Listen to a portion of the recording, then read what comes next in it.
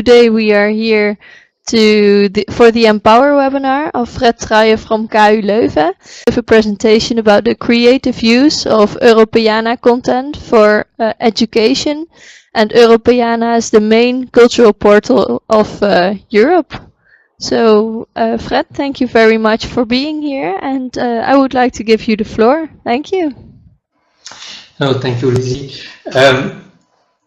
Yes, I'm Fred Truyen from Leuven University, and I have been involved. There was an issue with my PC. Sorry. I have been involved in many Europeana projects, and we are now in a phase that we think that we should promote Europeana more to the education sector, so that it can be finally really used for what it is meant to be.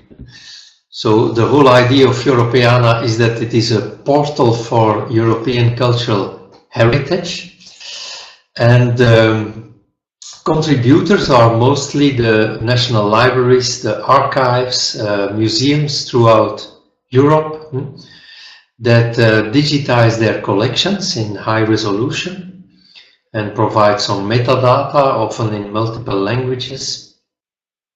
And then this is all put together in this very large database. And so in fact you could consider these as OERs, since much of those materials are open to reuse. Unfortunately, in Europe, we do not have this fair use legislation that you have in the US, which means that copyrighted materials always stay in copyright and you need some licenses for that. But anyway, in Europeana, first of all, we do a push to have as much openly licensed materials as possible. And on the other hand, we also promote, of course, the use of Creative Commons licensing of materials, so that you can safely use this in a classroom or in a teaching situation. And of course, what we will be looking into more in particular here is how you could reuse these materials in MOOCs, in open online courses, or in distance learning courses. That is what we could discuss about. Now, Europeana has, as you saw in the start screen, a search box where people can search for information, but of course this is not always very easy, since this requires you to actually know what you are looking for, and people are, of course, well aware of the major highlights of European culture, but certainly not of its full richness. And for example, the large collections of Central and Eastern Europe that we added recently to Europeana are not so very well known, and people wouldn't find them if they have to search for themselves in such a search box.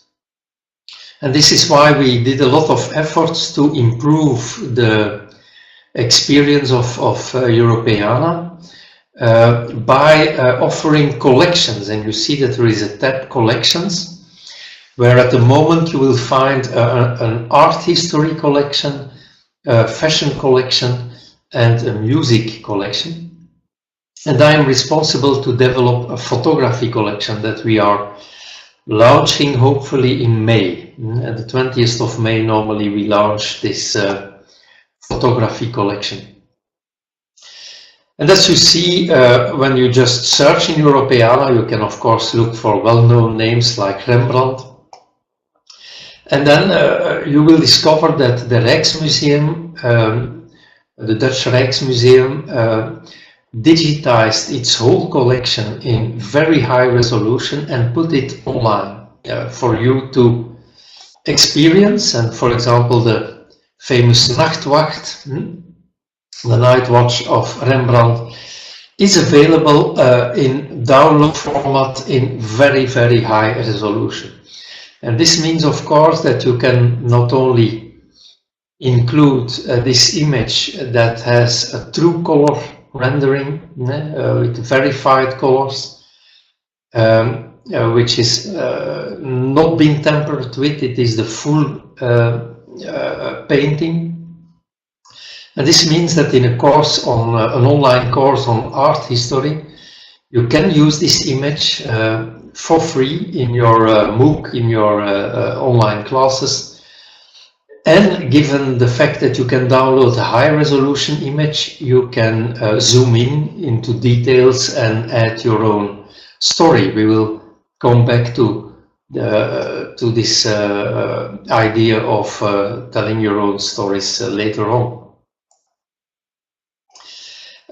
Besides having these thematic collections, we also provide under the collections tab, I chose here the art history tab, we provide what we call browse entry points, which are in fact predefined queries, so that people learn to know new search terms and new things to discover, and these are rotated, so every few weeks that you come back on Europeana, you will find other queries there.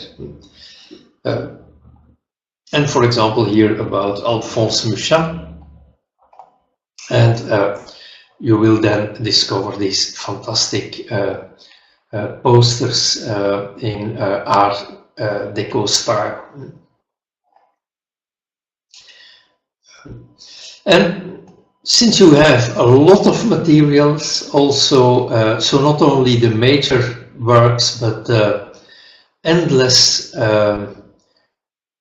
similar works that you can browse through, this is actually ideal to work with students, because you can give them some assignments. You give an example of a story that you wrote, and then you give them an assignment and you ask them to search for interesting images and to discuss the details, for example.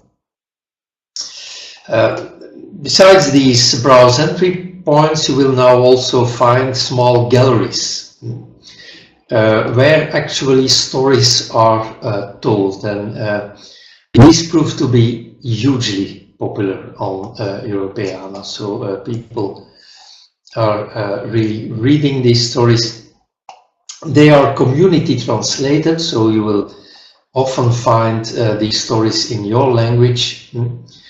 And at the moment, Europeana supports over 30 languages, so it's a quite nice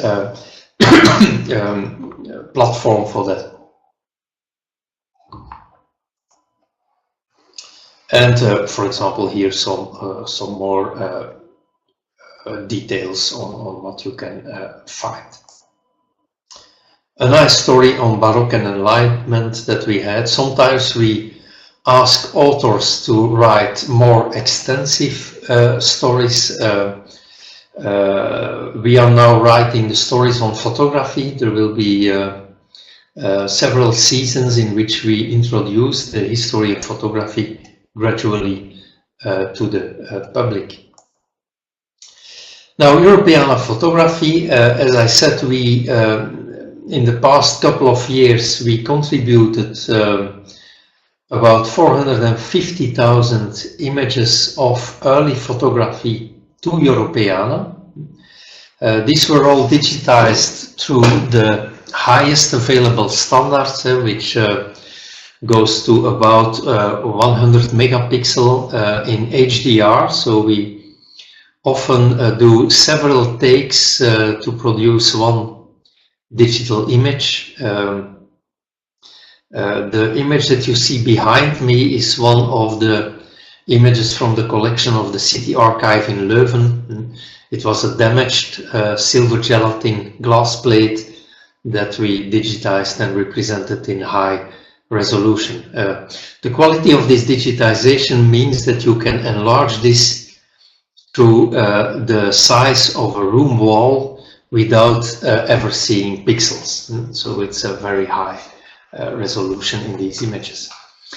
And the collection contains images, not only the south of Europe is very well represented with world famous collections like the Alinari archives. Fratelli Alinari were from the first photographers in Europe, and they have the Alinari Foundation has a collection of more than 35 million vintage images.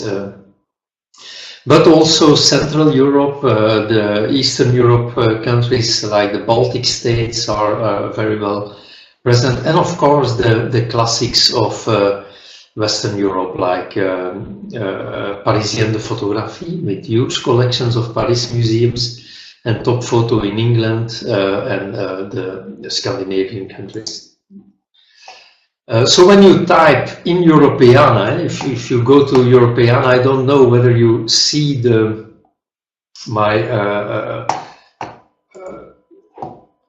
my screen sharing. If you go to europeana.eu and you type in Europeana photography in one word, then you will find this collection immediately. And it are photos from 1839 to 1939. We didn't focus so much on the First World War because there is a very, very large collection on First World War in Europeana already. So if you are looking for Europeana 1418, you will find the whole story of the World War, the Great War, including a lot of ego documents of soldiers. And we do a lot of editathons where we translate these documents. And this is a very interesting thing in the sense, and I will maybe go in the portal, I will open the 1418 1418, and I have here the untold stories. I'm not sure whether you see clearly this screen. So this is Europeana 1418. I can select, I will select my language here, English. And we do a lot of transcribathons, editathons, whatever, where volunteers help to transcribe these digitized ego documents. So for example, soldiers' journals. And we then translate those in several European languages, so that you can experience the first-hand recounts of the war from different sides of the front, so that you can, from the same day in the war, read in your language the story of a French soldier and from a German soldier and whatsoever. And this is something we will do on more and more historic periods in Europeana. Now, in our collection, the 1839-1939, there is a lot about the Spanish Civil War, for example. So we have a lot of materials there. And this means a lot of educative initiatives can be done. And this could be a transcribathon where you use a digitized document or a photo from an archive, and you ask students or learners to tell stories about that, to try to interpret it, etc.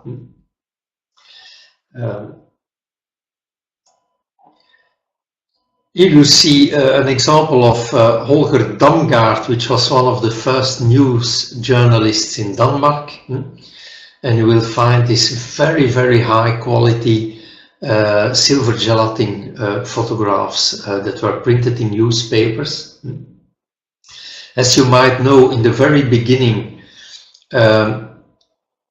photographs were copied in engravings that were then printed in newspapers, but it were the drawings, so the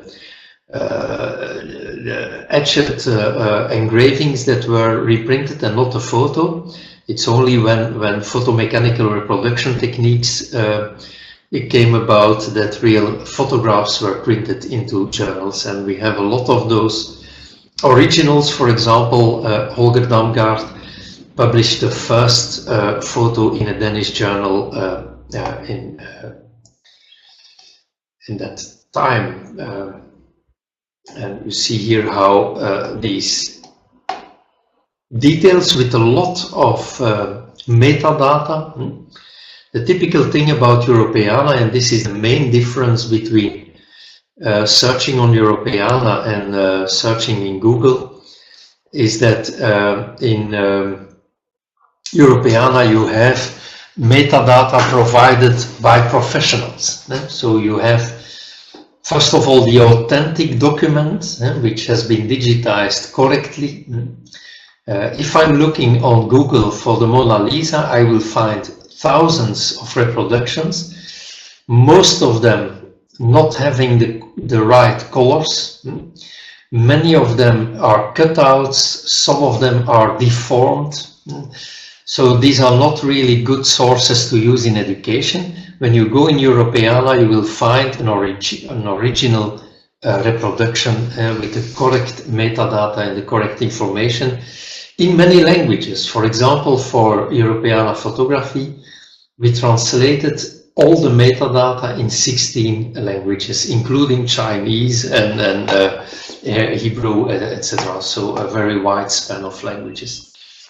And as you see, if you learn a little bit how to use the query tool, you will find magnificent things in Europeana. And we are discovering this ourselves because we digitized with a very large consortium of 29 partners. We digitized, it were 17 partners. We digitized these collections for Europeana, and of course I didn't see all the photos, all the 450,000 images. I never saw them. And now that we are trying to write the stories about Europeana, we realize what is in there, and it's extreme, and it tells totally new stories of Europe. In many school books, for example, the Baltics were not even mentioned because it was part of the Soviet Union and we didn't know a lot about it. Now you will really find the whole history of the Baltics in Europeana.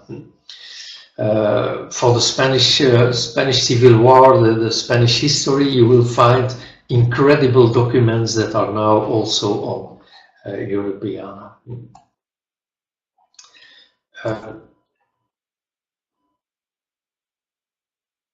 Here some images from 1914 collections.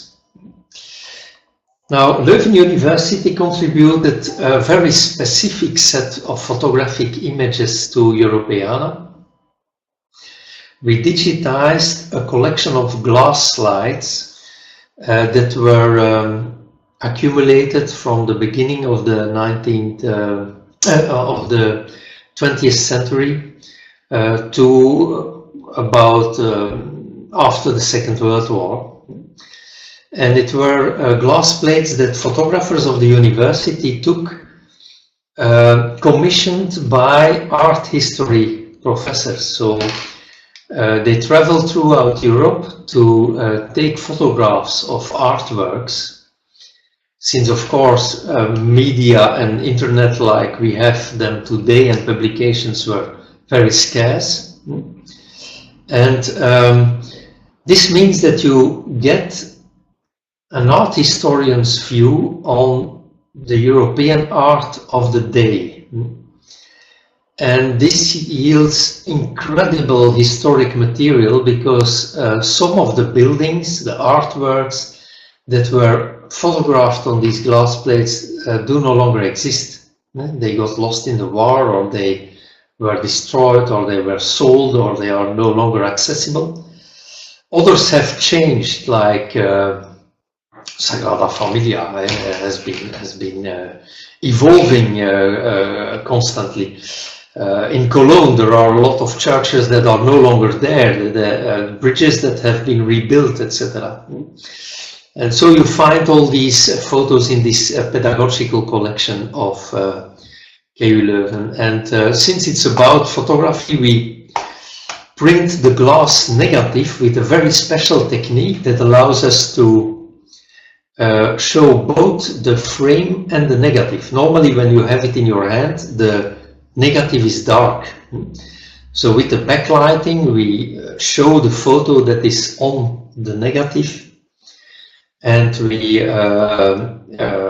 positivize the image, and then you just see the photo in its incredible quality, because these glass negatives have a much higher resolution than most, even today's digital cameras. So it's extremely high quality photographs, which are now being used by art historians. For example, this is an image from the famous work of Jan van Eyck, and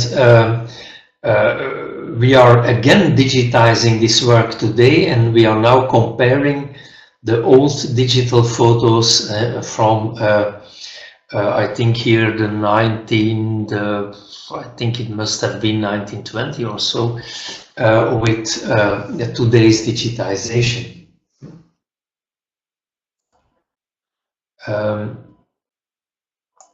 And of course, also historical photographs here of the destruction of Leuven in the Great War. Unfortunately, in this destruction, the university hall containing some of the most rich collections of medieval heritage in Western Europe has been destroyed in what at that moment in the press was called, of course, a barbaric act of war. Unfortunately, we have seen similar things throughout history and even today. And you see, we have images from all over Europe and with different themes. So certainly for educational history courses, online courses that you would like to build, you will find the materials there. And in many cases, you will find the information whether you can reuse it or not. For example, here you have an indication, can I use it? And in this case, the image is public domain marked, so it is totally free for reuse. A quite large percentage on what is in Europeana is free for reuse, but not all. I think about a third or so is available for free use. Of course, the rest, if you are working in a closed educational environment, there are a lot of fair deals in place in European countries that allow you to use these images then in classroom situations. And for example, in Belgium, this is extended to virtual classroom situations. So the virtual learning environments of our high schools and universities and schools and secondary schools can use copyrighted materials through a negotiation that the government made with the publishers. Of course, in the US, this would be subject to a fair use regulation, which is more flexible. But in Europe, there are a lot of constraints, so you always have to check your national legislation when you use copyright protected images online. But anyway, on Europeana, and this is also something very different than your Google experience, is that you will have the correct information of the right holders and the rights that apply to the images anyhow. Here, for example, an image that is copyright protected by Top Photo. Top Photo is a news agency that has an incredibly large photo archive, one of the richest in Europe, and which is of course used by commercial publications like journals, magazines, newspapers who need historical photos. They will try to ask Top Photo for the right image. And you see here a picture of Lover's Lane by John Topham, one of the famous social news photographers during the Second World War and the decade before. John Topham was fascinated by the changing landscape in London. So what you are seeing here are the Docklands and North Kent. And I often use this photograph to teach two things. We use it to teach photography. So for example, our master classes in photography, where we discuss the setting, the foreground, the background, the rule of thirds, all these kind of aspects of an image. But I also use it in cultural studies to teach about gender, because there is a very strong gender coding in the depiction of the men and the women here in the image, which is quite interesting to discuss with certainly with secondary school students who might find this quite interesting. The dynamic posture of the man and the somewhat subsidiary and subdued role of the women in this image. Another theme that we often address is this picture, Lover's Lane, was a kind of romantic image, because John Topham pictured a changing landscape in London and in Britain in general, but he was not a critic of he was not an ecologist or so. It's not that he wanted to thematize really nature as such, and in this sense he is also a child of his time. People regarded industry, like the paper mill that you see in the back, as a sign of progress, of bread on the table, and also of economic and military power, which was in 1933, when this picture was taken, very important, since there was the rising enemy at the other side of the channel, of course. So the theme was not this polluted air, which is something current viewers of the photo immediately say. They say, what are they walking in this dirty environment in the Docklands? What are they searching there? Not our idea of a romantic walk anyway. But besides these top collections, which are of course somewhat important if you want to teach history of photography or mainstream history, one of the richest aspects of Europeana is our collections of the small archives, like here the City Archive of Leuven. And we are doing now a push in, for example, Spain and in Italy, to reach out to small community archives and to really show the life of people throughout the ages in Europe. And this is of course fascinating, to work with your local environment. We did Bring Your Own Photo Day in Pisa and in Leuven, where hundreds of people brought their old photos, their family heritage photos, and we then digitize them and are putting them now on Europeana, like these ones. These are really user contributed photographs to Europeana. Now, somewhat more about what we are now doing with these collections. We did a second project, which was Europeana Space, which focused on the creative reuse of Europeana, both for the creative industries, so really for reuse in business, games, all these kind of things, tourism sector, magazines, publishing sector, and on the other hand, education, where I developed in Leuven a MOOC, and this is a MOOC that you can follow. It is launched each year again. And let me talk a little bit more about this project. So we had partners from all over Europe. Here we really had 29 partners. So in the first project it were 17. From 13 European countries, so we had a quite good spread. And the whole idea was to read, explore, remix and share everything that is on Europeana. And we did 6 pilots on TV, photography, museums, games, publishing and dance. Dance was an incredible subject. Dance is the medium of the future. It's so incredible as a medium, and many things are happening in the dance scene at the moment.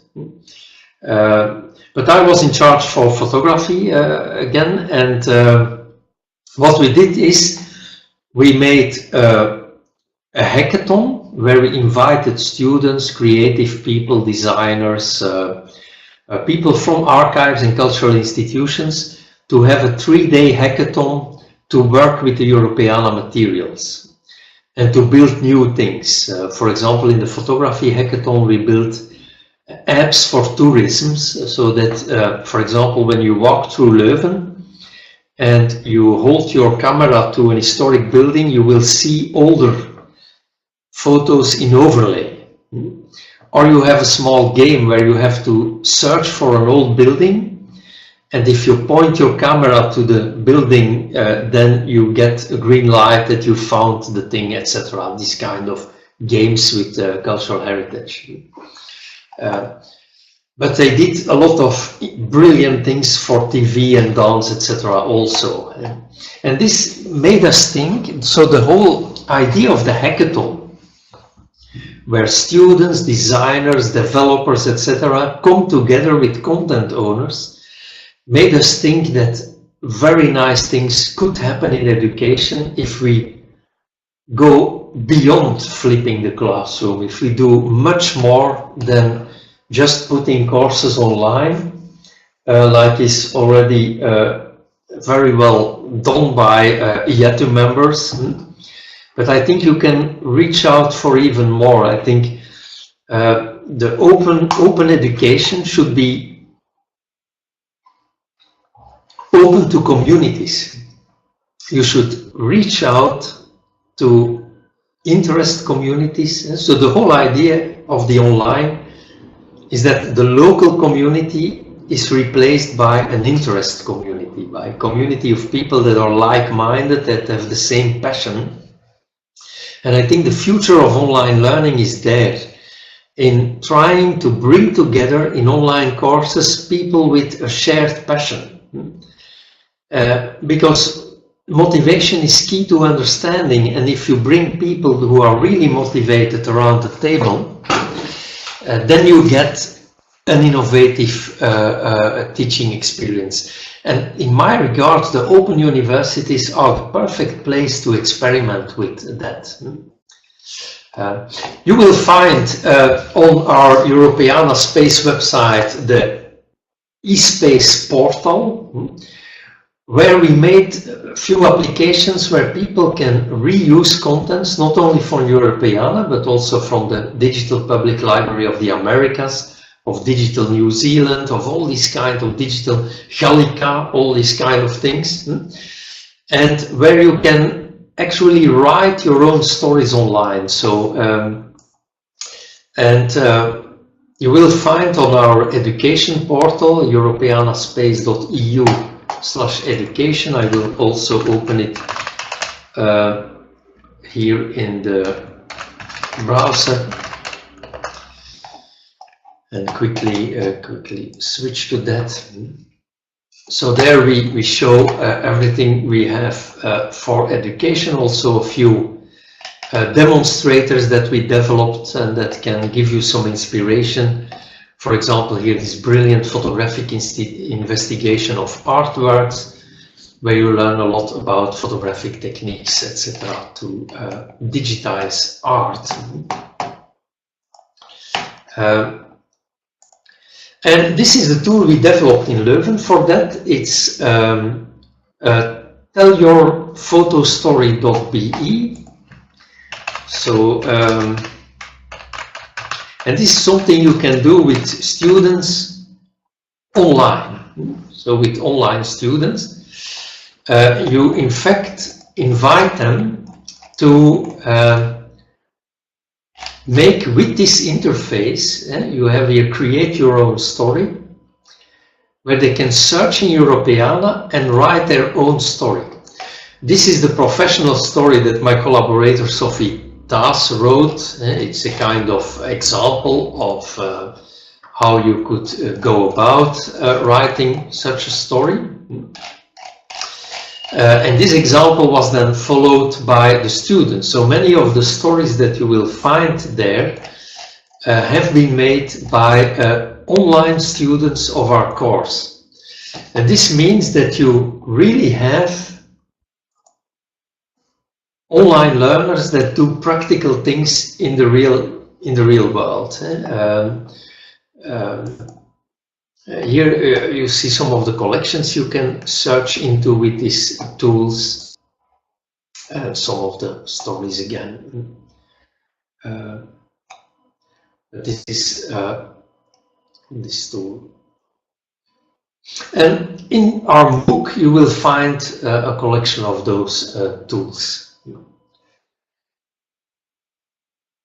There is a blog, eSpacePhotography.com, that we used to promote this project, and where you can read everything about the hackathons and the hackathon formula. I was, for example, thinking that since it is quite important, I believe, to motivate distance learning students to have at least the possibility of gatherings. And many MOOC providers do this. They arrange for local gatherings, for example, of Coursera or edX students. And this is something that you could organize in your open university learning also, that you say, okay, all students that are following this course can now meet in this bar in Maastricht or whatsoever. And then an editathon or a hackathon or something like that, where you work with materials, with online materials. And for example, an editathon to update Wikipedia articles could be something that interests students who follow a certain topic do. For example, you have an online course, Introduction to Chemistry, and you discover that the Wikipedia pages of chemistry in your own native language are not really up to speed, that there is better material in the English language Wikipedias. So you could do with your students a small editathon where you say, okay, we will together update some of these articles on Wikipedia, and so everyone benefits from this. And especially you, because you have a part of your course that you don't have to design yourself, and you're cutting a lot of costs. So we did this around photo heritage, so we mixed an old and new images with a lot of softwares. We have these augmented reality apps that we developed. For example, this view on the church in Leuven and the current view of the street. And you see these beautiful buildings in Vieux-Neuf and Art Deco were replaced by these ugly boxes in the 50s. Okay, sorry for that. But barbarism is of all times, I would say. And then these photographic memories days are also a very good example of what you could do. Now, when you want to learn more about these approaches and how you could maybe get inspired to develop a new kind of online learning environment, we did this tryout with MOOC, which is on the KU Leuven X server. I will, if you just type in KU Leuven X without spaces, I will quickly go to this image here. So if you type in KU Leuven X, then you find the free courses of Leuven University. There is an incredible MOOC on the Great War, but we made this Europeana space MOOC, which will be relaunched next October.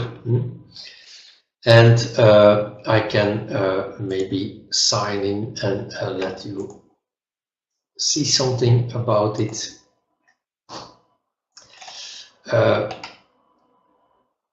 So in this MOOC, and let me go back to my story, we were very community oriented, since I'm a strong believer in the so-called communities of practice idea. And we made the MOOC for 3 different groups. First of all, the general public. We do not know who this will be, but we had in mind the persona of a student and a teacher. And we thought these are the 2 personas that we are particularly interested in. That is one group. The second group are the GLAM professionals, professionals of cultural institutions like archives, museums, libraries, but also photo professionals and to some extent photo amateurs. So we also were looking to amateur circles. So the whole course has these 2 groups, and then there is a third group that we address in the course, and these are the developers, software developers. Now for the first group, we did a lot of effort to really make course materials with movies and small films. So I will maybe show you on photographic heritage. You have a lot of small videos on the course content that people can see, for example, on old techniques.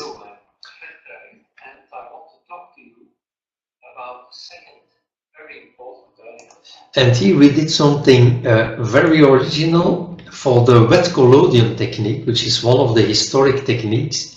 We just went to the studio of a current photographer. High viscosity, so we will dissolve it into some ether and alcohol to have a more fluid one.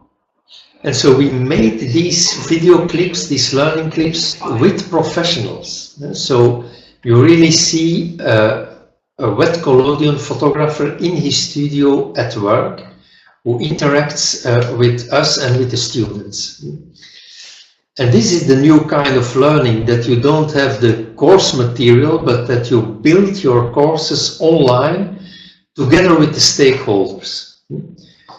And so now we are reaching out to photo amateur organizations that also want to prepare didactic materials for us, so that you get a new kind of learning where you have the stakeholder communities coming together and defining what the learning goals are and what the new materials are.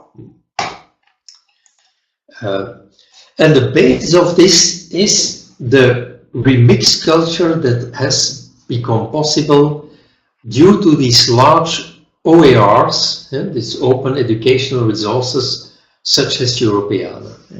That kicks off a new world of making educational materials. And so we totally flipped the MOOC. The MOOC that we made is not based on university lectures. It's integrated into current university courses. So it is the other way around. We made the MOOC and we made a university course out of it.